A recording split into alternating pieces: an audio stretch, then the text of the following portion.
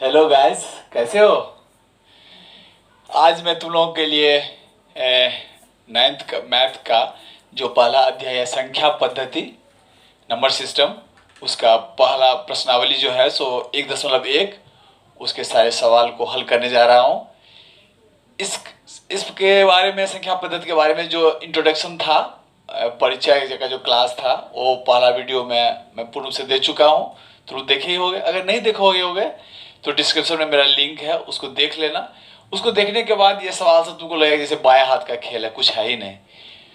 फिर भी अगर नहीं भी देखे होगे तो मैं इस चैप्टर का जो 1.1 का जो है उसको हल करने जा रहा हूँ तुम लोगों से मदद से। ठीक है, तो पहला सवाल ये कह रहा है कि क्या शून्य एक परिमेय संख्या है यदि p और q दोनों पूर्णांक हैं और q शून्य के बराबर नहीं है। कह रहा है कि शून्य क्या एक परिमेय संख्या है जहां की इसको हम जिसमें p और q जो पूर्णांक है और q जो है सो 0 के बराबर, शून्य के बराबर नहीं है। तो उसका जो उत्तर होगा वह होगा हाँ है, शून्य एक परिमेय संख्या है। हाँ, शून्य एक परिमेय संख्या है, शून्य एक परिमेय संख्या है। कैसे? तो क्या हम p अपॉन q, p बटा q के रूप में लिख सकते हैं? तो हाँ लिख सकते हैं। कैसे लिख सकते हैं कि शून्य को हम लिख सकते हैं शून्य बाय 1, 0 अपॉन 1, जहां शून्य हो गया p और ये हो गया q, यानी शून्य को हम p बाय q के रूप में लिख सकते हैं। p और q दोनों पूर्णांक है और q जो है शून्य के बराबर नहीं है। बस इतना ही है। दूसरा सवाल ये कह रहा है कि 3 और 4 के बीच में, 3 और 4 के बीच में 6 परिमेय संख्या ज्ञात करो। 6 परिमेय संख्या ज्ञात करो। ठीक है, 3 और 4 के बीच में 6 परिमेय संख्या ज्ञात करो। तो बहुत ही आसान ट्रिक तुम लोगों को बताते हैं। किसी तरह के इस तरह से प्रश्न रहेंगे, 3 और 4, 4 या 5, 6 या 7 के बीच में परिमेय संख्या ज्ञात करो, कितना भी ज्ञात करो, या बट्टा के रूप में भी रहेगा कि मतलब 3/5, 4/5 के बीच में 4 या 3 या 6 परिमेय संख्या ज्ञात करो। ये साधारण ट्रिक तुम लोगों को देते हैं, कोई भी सवाल रहेगा तुम आराम से बना लोगे। तो यहाँ पर क्या कर रहा है कि 3 और 4 के बीच में 6 परिमेय संख्या ज्ञात करने के लिए कह रहा है। तो जितना परिमेय संख्या ज्ञात करने के लिए कह रहा है उसमें एक जोड़ दो, यानी कि 6 में एक जोड़ दोगे तो कितना हो जाएगा? 6 जोड़ 1 7। अब क्या करो, इस 7 से क्या करो, इस 3 और 4 दोनों को गुना भी कर दो और भाग भी दे दो। अब देखो 3 है, इस 3 को 7 से गुना भी कर दो और इसको भाग भी दे दो। उसी तरह से 4 है, तो 4 को भी क्या करेंगे हम, 7 से गुना कर देंगे और 7 से भाग दे देंगे। अब देखो 3 को अगर हम 7 से गुना करेंगे तो क्या हो जाता है? 21/28। ठीक है, 21/7 और 4 और 7 को गुना करेंगे तो हो गया 28, 28/7। अब क्या है कि 21/7 और 28/7 के बीच में अगर 6 परिमेय संख्या कह रहा है निकालने के लिए, तुम एक से आगे लिखना शुरू करोगे।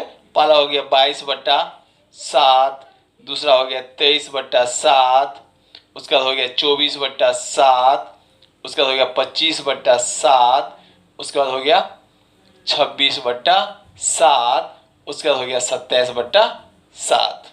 बस इतना ही है। बस अंतिम हो गया 27/7। देखो 1 2 3 4 5 6 परिमेय संख्या आराम से निकल गया। कुछ नहीं करना है। करना क्या कि जितने बीच में है, अगर तुमको जितना परिमेय संख्या निकालने के लिए कहे, एक जोड़ करके उस दोनों संख्या को क्या करना, उतना से गुना कर दोगे, उतना से भाग दे दोगे, तो संतुलित हो जाएगा।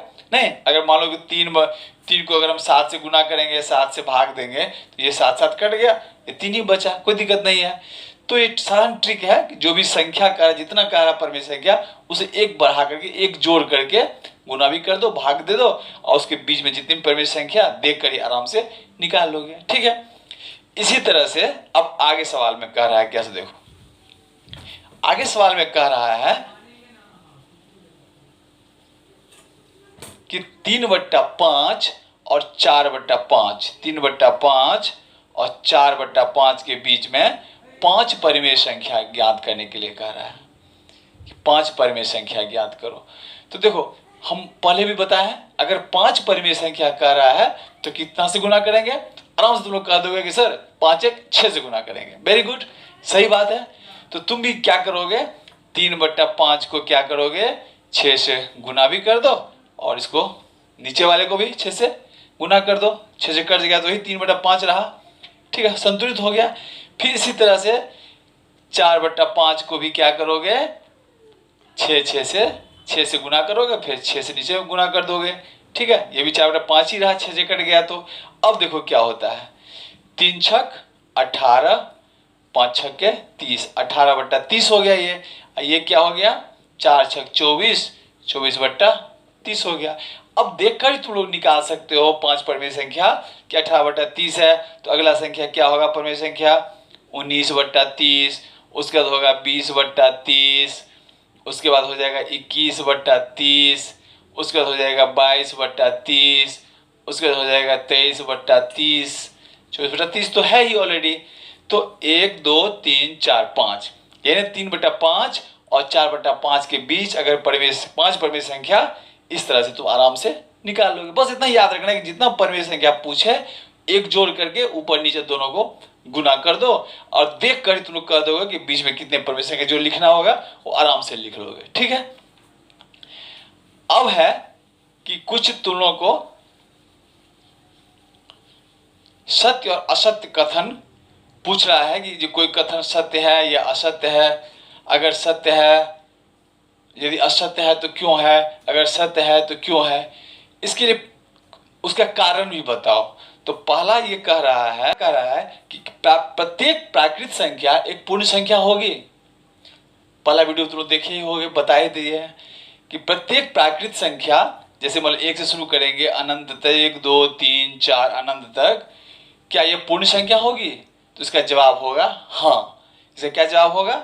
हाँ। क्योंकि क्या लिखोगे? क्योंकि प्राकृतिक संख्या 1 से लेके जो अनंत तक होता है वो पूर्ण संख्या भी होते हैं।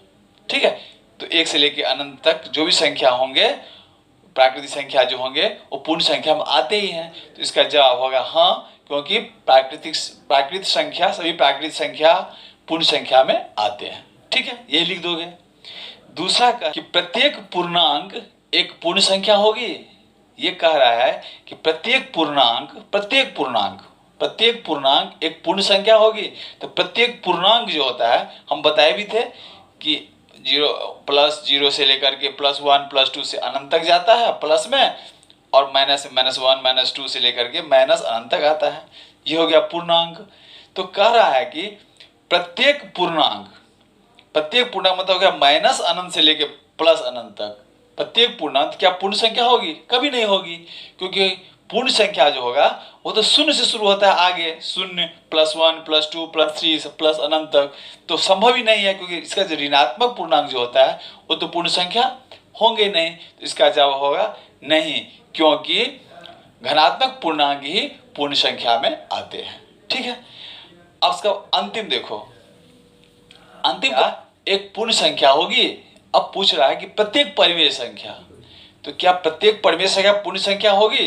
अब देखो, मान लो कि 1/2 हम लिखते हैं, 1/3 लिखते हैं, 10/19 लिखते हैं। अगर इस तरह से लिखते हैं तो 1/2 अगर लिखते हैं तो तुमको बताए थे दशमलव के विस्तार में कि 2 से 1 को भाग दोगे, नहीं लगेगा, दशमलव होगा 2 पंचे 10 कट गया, तो इसका भागफल होगा 0.5। तो 0.5 तो ये पूर्ण संख्या नहीं हुआ, नहीं ना हुआ। 1 2 3 4 ये पूर्ण संख्या होता है ना, ये तो बीच वाली संख्या है, 0.5 है, ये पूर्ण संख्या नहीं होगा। तो तुम देख कर ही कह दोगे कि नहीं, प्रत्येक जो परिमेय संख्या होते हैं वे पूर्ण संख्या नहीं होंगे। ठीक है, बस इतना ही सवाल तुम लोगों को था 1.1 में। फिर आगे जो 1.2 का सवाल हल करेंगे, उससे पहले तुम लोगों को हम पहले कंसेप्शन जो इसका जो कैसे क्या है, किस तरह से बनेगा बता देंगे, उसको आराम से तुम लोग हल कर लोगे। ठीक है, तो फिर मिलते हैं अगले वीडियोज में। अभी तक के लिए बाय।